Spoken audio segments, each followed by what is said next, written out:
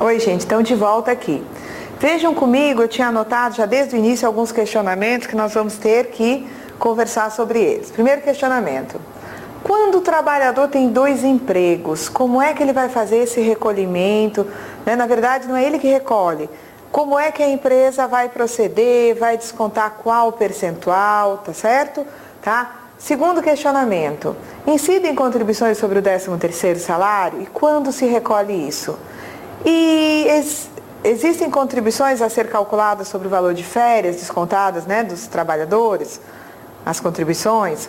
E como é essa história de que a remuneração dos avulsos é composta de montante de mão de obra, 13º salário, mais férias, mais 1/3? Então vamos tentar, nesse módulozinho, responder essas perguntas. Então deixa eu mostrar para vocês aqui o que deve ser feito quando um trabalhador ele tem 2 empregos. Vamos lá. Então ele é empregado da empresa A, ok? E ele é também empregado da empresa B. Vejam, ele recebe R$800 da empresa A e ele recebe, R$900 da empresa B, tá certo? Se uma empresa não sabe da existência da outra, qual vai ser o procedimento? Muito provavelmente o que deve estar acontecendo é o seguinte: aqui vai ser feito um desconto de 8% da remuneração dele por parte de A, e aqui vai estar sendo feito um desconto de 8% por parte da empresa B. Vejam só, isso está incorreto, porque o que ele tem, de remuneração mensal é um valor correspondente a R$1.700. Portanto, quem ganha R$1.700 não é para ter desconto de 8%. Ele já se encontra em outra faixa. Ele deveria, vocês até chequem aí na tabelinha de salários de contribuição, ter um desconto de 11%. Consequentemente, em vez de a empresa A estar descontando 8%, ela deveria descontar 11%. E aqui, de novo, 11%, 11% de 800, 11% de 900, resulta num total de 11% aplicado sobre R$1.700, ok? Então, prestar muita atenção, porque se você computar, bases separadamente, levar em consideração as bases, separadamente, você vai errar no desconto do trabalhador, de acordo? Quanto à próxima questão, diz respeito ao 13º salário.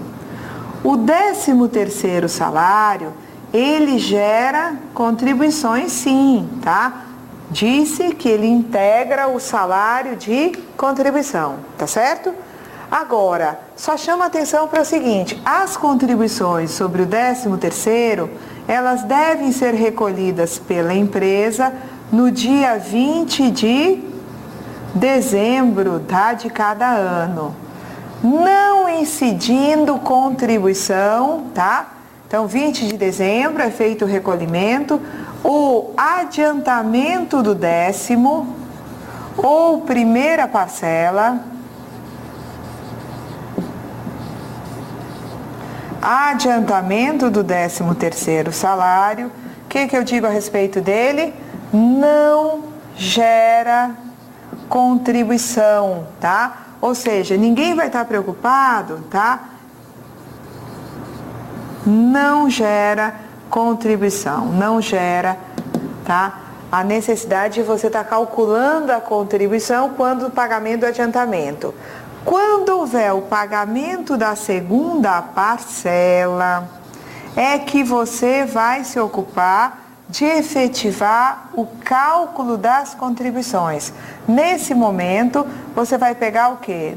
O total do 10º, sem deduzir qualquer adiantamento, Total do 13º, e nesse momento em particular, você vai, aplicar as contribuições. Então, contribuições previdenciárias não incidem sobre o adiantamento do 10º vão incidir sobre o total do 10º por ocasião do pagamento da segunda parcela, devendo ser as contribuições calculadas recolhidas no dia 20 de dezembro.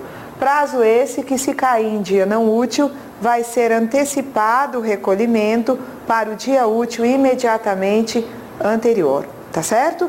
Então vejam, incidência sobre o total, tá, do 10º no final do ano até 20 de dezembro, tá? Incidência das contribuições. Outro dado importante é que as empresas, elas devem gerar 13 guias ao ano. Você não vai juntar 13º e remuneração de dezembro, tá? E calcular as contribuições sobre esse valor somado. Você calcula contribuições sobre 10º em separado, calcula contribuições sobre dezembro em separado e recolhe em guias diferentes, ok? Agora, existe um outro dado. Os trabalhadores, quando eles são demitidos ou quando eles pedem rescisão, eles têm direito a receber o 13º proporcional. Sobre o 13º proporcional, devem também ser calculadas as contribuições. Só que o prazo para recolher, minha gente, não será 20 de dezembro. Uma rescisão ocorrida em maio, tá? Você vai ter que fazer o recolhimento, tá? No caso da empresa, no dia 20 do mês seguinte. Então, contribuições sobre o 13º proporcional, pagas em rescisão, tá? Ou 13º proporcional pago, né, na rescisão, você vai ter que fazer a contribuição, mas vai o quê? Recolher no dia 20 do mês seguinte, tá? Então, aqui também separando o cálculo de contribuições sobre demais verbas remuneratórias do cálculo da contribuição sobre o 13º salário. Muito bem, vamos agora à pergunta com relação às férias. Férias geram contribuição, sim. Terço constitucional de férias também geram contribuição, tá? Agora, você sabe que quando o trabalhador sai de férias, ele tem direito ao pagamento de adiantamento de férias. Então, um trabalhador que vai sair de férias no mês de maio de 2009 até o final de abril, seguramente ele vai estar recebendo o seu adiantamento de férias, tá? Então vamos colocar aqui é o período do gozo das férias. Então este é o momento em que o trabalhador sai de férias, concordam? Agora, no caso, tá? Ele vai receber um adiantamento no mês de abril, tá? Até o finalzinho de abril, concordam? Ele deverá recolher a contribuição relativa às férias, tendo em vista o mês abril ou tendo em vista o mês maio. O recolhimento se dará relativamente a maio, no dia 20 de junho de 2009, e não relativamente a abril. Então, conclusão, sobre o adiantamento de férias, nós não vamos, né, ter que calcular as contribuições para recolhimento, tá? O prazo para recolher a contribuição sobre as férias é o dia 20 do mês seguinte àquele do gozo das férias, tá certo? Então, respondemos a mais uma questão. Agora vamos entender um pouquinho como funciona a questão da remuneração no caso do trabalhador avulso, tá? Os avulsos, quando prestam serviços através do sindicato, tá? Ou do órgão gestor de mão de obra, os trabalhadores avulsos não receberão apenas as parcelas remuneratórias relativas ao período da prestação de serviço. Vejam, ele prestou serviço por 2 dias, ele vai receber o montante, tá, que lhe é devido em face dessa prestação de serviço. Se for à noite, vai incluir adicional noturno. Se tiver exposto a agente nocivo, vai incluir insalubridade. E eu vou chamar esse valor relativo ao serviço prestado de montante de mão de obra. Além disso, avulsos têm direito a férias e 13º. Então, sempre que eu falar que o órgão gestor, o operador está repassando ao órgão gestor a remuneração para que o órgão gestor remunere, né, os trabalhadores avulsos, vocês entendam que essa remuneração vai incluir o valor relativo ao serviço prestado, tendo em vista aqueles turnos, aqueles dias trabalhados, mais um percentual relativo ao 13º salário ou gratificação natalina, mais um percentual relativo a férias acrescidas de 1/3 constitucional. Então, a cada serviço que o avulso presta a um dado tomador, ele vai ter direito a receber a remuneração composta de todas as parcelas que lhe são devidas, adicional, hora extra, a questão também da insalubridade, né? Insalubridade se for o caso, e tem o que mais? 13º salário calculado sobre a remuneração que ele recebeu relativamente aos dias trabalhados e férias acrescidas de 1/3 também calculadas sobre o valor relativo aos dias trabalhados. Então eu chamo a atenção porque gosta muito de cair em prova assim. Incidem contribuições sobre o adiantamento do 10º. Não.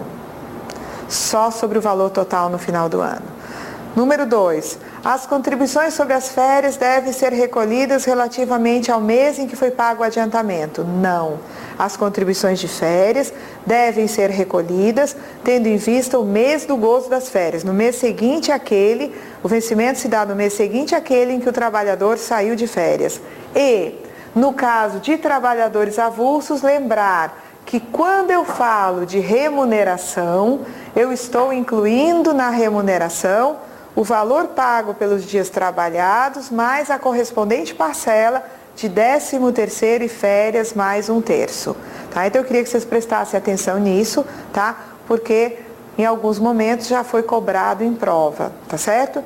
Por enquanto nós ficamos aqui e voltaremos, nas próximas aulas para falar de como é que funciona a questão da contribuição do contribuinte individual cooperado, associado à cooperativa de produção, contribuinte individual associado à cooperativa de trabalho e também microempreendedor individual e dar mais uma olhada na inclusão previdenciária. Então, por enquanto, ficamos até aqui e voltamos adiante com mais contribuinte individual.